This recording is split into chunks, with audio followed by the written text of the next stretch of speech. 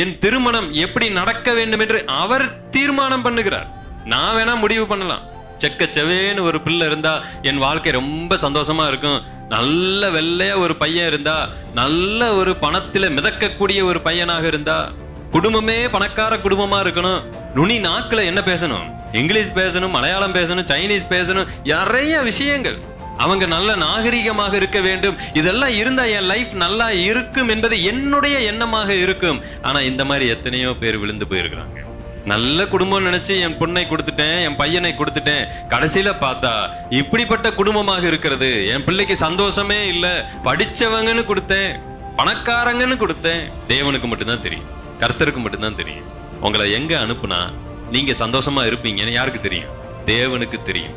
உங்க எதிர்பார்ப்பு வேண்டுமானாலும் ஆயிரக்கணக்கில் இருக்கலாம், வித்தியாசமானதா இருக்கலாம். அது நடக்காவிட்டால் சந்தோஷப்பட்டுக் கொள்ளுங்கள்.